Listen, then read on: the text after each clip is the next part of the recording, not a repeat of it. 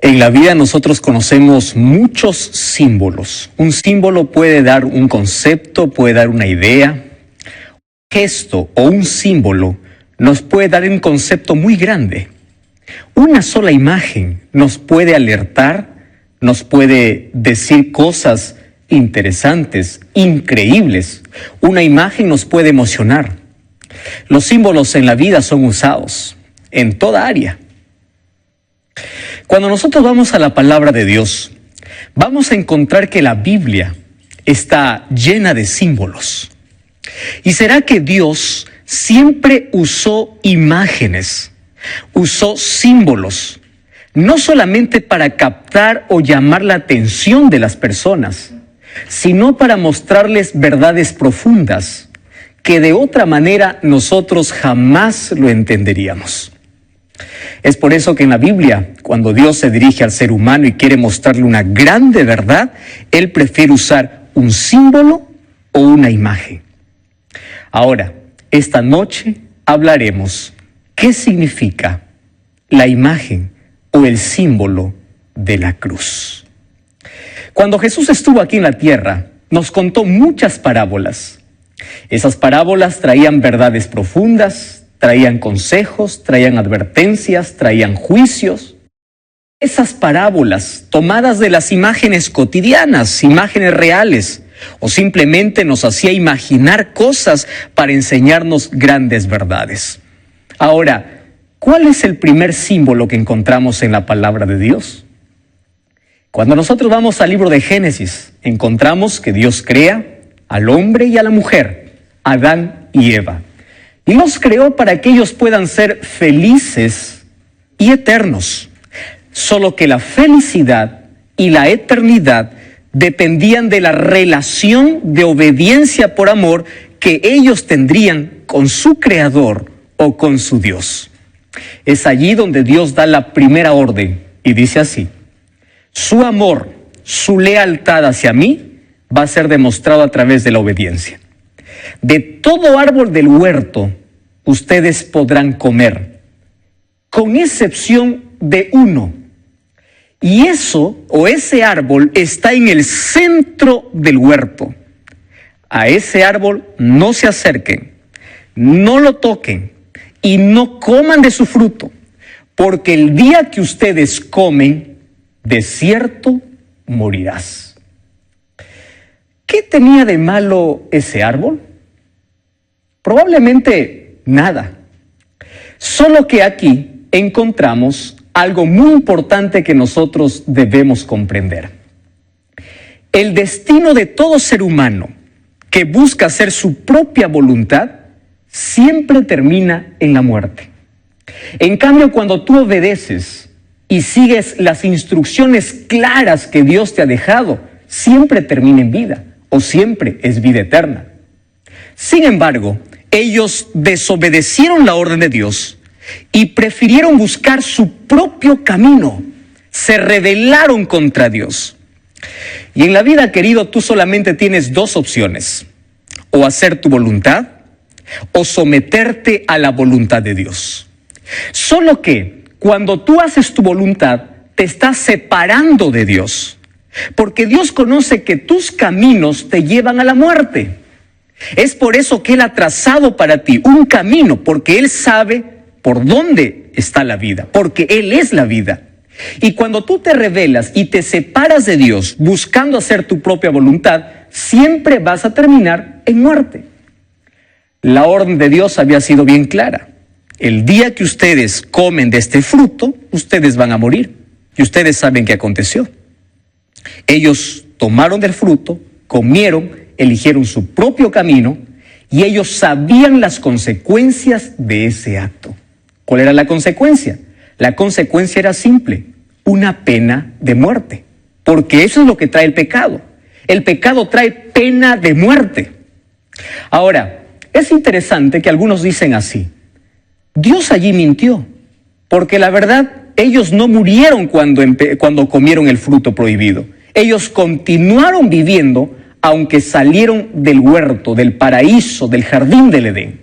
¿No hubo muerte? No, estás equivocado. Sí hubo muerte. Y hubo muerte en el mismo día que ellos desobedecieron. Porque cuando Dios fue a buscar a Adán y Eva, ellos se habían escondido.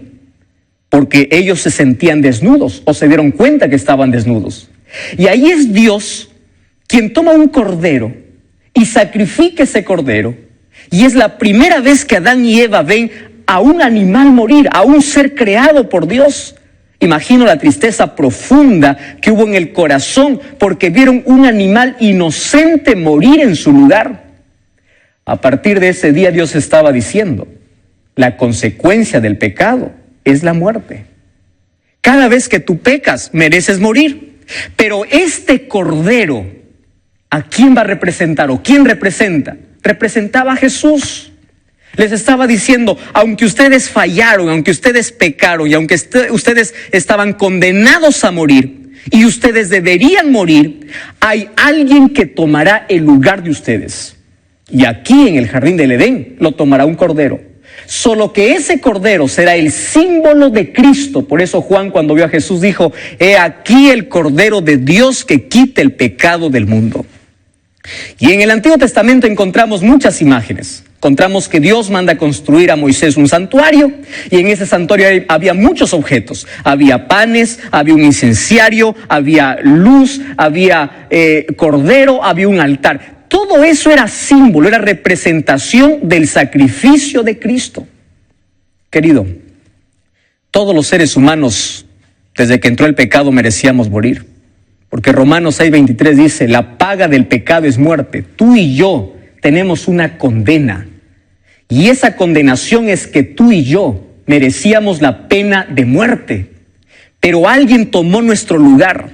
Alguien se hizo hombre, se hizo ser humano y nos libró de la muerte eterna que tú y yo merecíamos. Él tomó nuestro lugar, sufrió nuestro dolor, cargó nuestro pecado. Y ese sacrificio nosotros lo vemos en una cruz. Sabes, cada vez que llega Semana Santa, yo encuentro a muchas personas de ser así. Pobrecito de Jesús. Gracias a Dios. Veo que gente cuando llega Semana Santa se priva de comer carne, no va a fiestas un par de días. La gente empieza a hacer silencio porque el Hijo de Dios está muriendo. Querido, cuánta tristeza me da, ¿sabes por qué? Porque ellos nunca van a entender qué significó el sacrificio de Jesús. Si tú todavía no has entregado tu vida a Jesús, es porque no has comprendido el precio del rescate que costó para que tú y yo ya no podamos tener esa condenación. No basta cruzarse los brazos y decir, pobre Jesús, cómo lo maltrataron, cómo murió en mi lugar. No basta eso.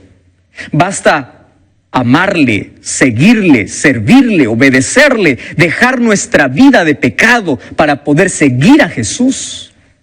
Eso es el verdadero sentido de Semana Santa, del sacrificio de Jesús. Pero sabes, ningún ser humano podrá explicar con palabras cuánto costó nuestra salvación. No hay palabras suficientes, no hay un símbolo que pueda describir perfectamente el precio que el Hijo de Dios pagó por tu salvación y por mi salvación. Pero para poder imaginar un poco lo que eso significó y cómo nosotros estábamos, quiero que repasemos juntos una historia. Y esa historia está registrada en el libro de Números. Antes quiero decirte, cuando el ser humano pecó, el diablo celebró y dijo, ahora todos están condenados a morir. Y él celebró, imagino allí con todos sus ángeles, con todos los demonios. Hemos conquistado, hemos logrado, hemos vencido. Ahora no nos vamos a perder solos. Sería injusto que Dios pueda salvar a alguien que se rebeló. Pero él no sabía que había un plan de salvación. Y ese plan de salvación era pagar el rescate por aquella pena de muerte. Y es por eso que Jesús vino a morir. Para decirnos cuán peligroso es el pecado. Para no entrar en el terreno del pecado. Para no jugar con el pecado. Porque el pecado lo único que le da es muerte. Ahora, yo voy a compartir contigo una historia. En el libro de Números, el capítulo 21, en los versículos 4 hasta el versículo 9, yo encuentro una historia que va a representar de manera simbólica más o menos todo el sacrificio que Jesús hizo a nuestro favor. Y para eso yo te invito para que tú puedas acompañarme con una Biblia. Si tienes una Biblia allí, por favor acompáñame en la lectura. Dice así el versículo 4. Vamos a leer una historia muy interesante. Dice así: después partieron del monte de Hor. ¿Sabes de quién está hablando? Del pueblo de Israel en su peregrinaje hacia la tierra que Dios les prometió, la tierra de Canaán. Ahora, mientras ellos estaban rodeando la tierra de Edom, allí encuentro la primera expresión. Dice: el pueblo se desanimó en el camino. ¿Por dónde comenzó? Por el desánimo. Pero no solamente eso. El versículo 5 dice así: y habló el pueblo contra Dios y contra Moisés y le dijo así. Mira esta expresión. Habló el pueblo contra Dios, murmuró, se quejó en contra de Dios. Y mira lo que dijo: ¿por qué nos hiciste subir de Egipto para que muramos en este desierto, donde no hay agua? Nuestra alma tiene fastidio de este pan liviano. En los versículos que yo voy a leer, vas a encontrar por lo menos 4 pecados que cometió el pueblo en este texto. Primer pecado, murmuración. ¿Sabes qué injusto es el ser humano con Dios? Siempre está dispuesto a murmurar, siempre está dispuesto a quejarse. Y querido, la queja es el camino para el ateísmo. Mientras una persona más se queja, está más cerca de poder dudar de la existencia de Dios. Yo encuentro a muchas personas que hoy se quejan porque empiezan a contar las dificultades de su vida en lugar de contar las bendiciones que Dios les dio. Y el pueblo era injusto. ¿Qué cosa dijo? Murmuró contra Dios y dijo: ¿por qué nos hiciste subir? ¿Sabes qué estaba diciendo? Dios es el culpable de lo que está aconteciendo. Ojalá nos hubiésemos quedado como esclavos allá en Egipto. Ojalá siguiéramos allá. ¿Por qué nos sacó Dios? ¿Sabes? Dios escucha toda queja que sale de tus labios. Es verdad que podemos contar a Dios nuestras dificultades. Es verdad que podemos desahogar, podemos abrir el corazón para con Dios cada vez que oramos. Pero qué triste es ver personas que lo único que conversan son quejas y quejas y quejas y quejas. La murmuración es retar a la sabiduría divina y la queja es el camino al ateísmo. Yo sé que hay dificultades en la vida, pero en lugar de poder quejarte, empieza a contar las bendiciones de Dios. Eso no significa que tú vas a esconder cuán mal te va. Es bueno compartir, pero no es bueno siempre quejarse en contra de Dios. Ahora, ahí viene una mentira. Mira, ¿y cuál es la mentira? Dice así: pues aquí no hay pan ni agua y nuestra alma tiene fastidio de este pan liviano. Pregunto, ¿eso es verdad? Claro que no, querido. Eso es mentira. ¿Acaso les faltó pan? ¿Acaso les faltó agua? Cuando estaba en el desierto, de una peña salió agua.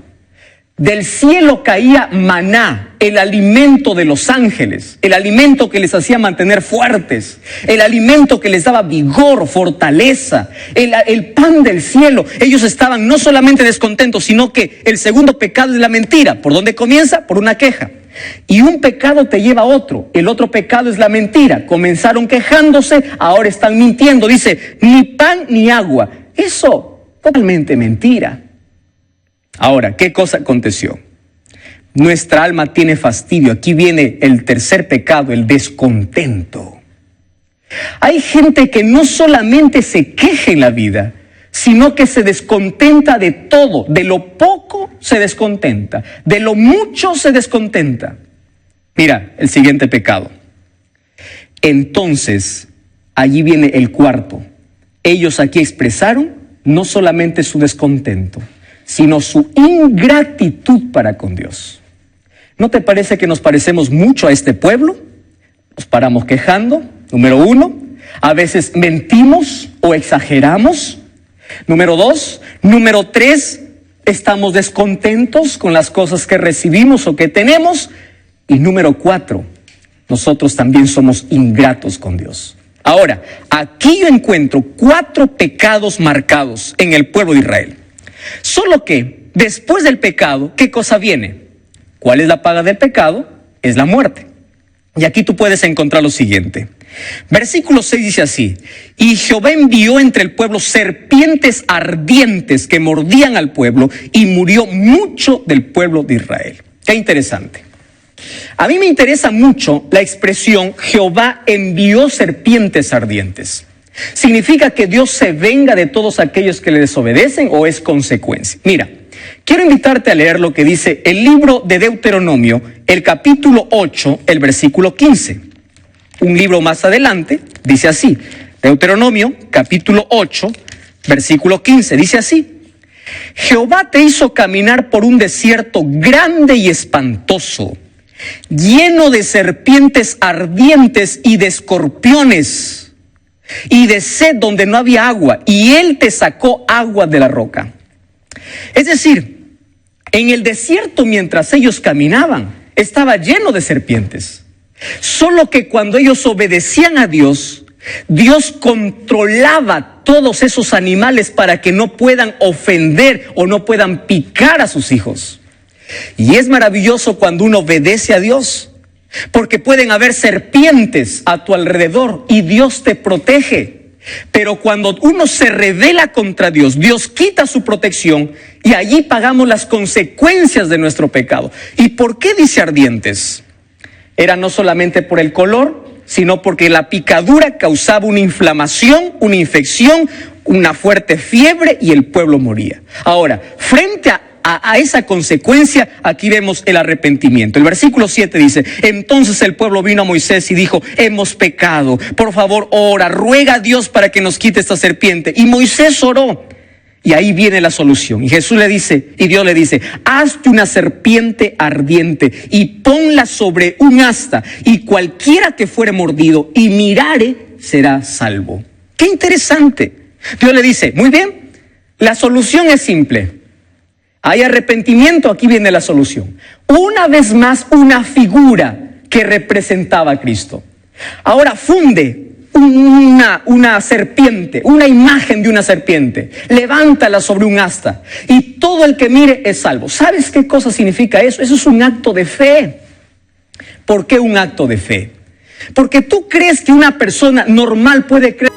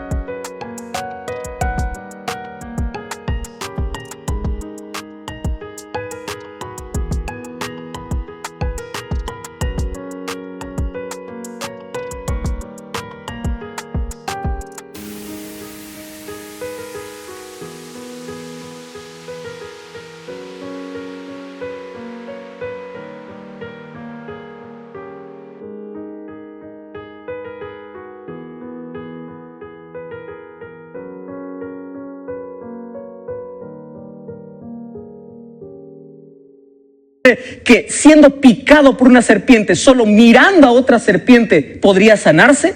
Esto significaba creer en la palabra de Dios, y todo el que obedecía vivía. Y aquí me está diciendo que la salvación frente al pecado es simple. Mira a Jesús, mira la cruz. Ahora, han pasado por lo menos 500 años, y esta serpiente, que un día era un acto de fe para mirar y ser salvo porque representaba a Cristo, se convirtió en idolatría. Que el pueblo, a través del tiempo, ya no miraba esa serpiente como un símbolo, sino como un ídolo, como un dios. Y es por eso que el rey Ezequías, después de 500 años, derribó esa serpiente y dijo: vamos a quitar esto porque se ha convertido.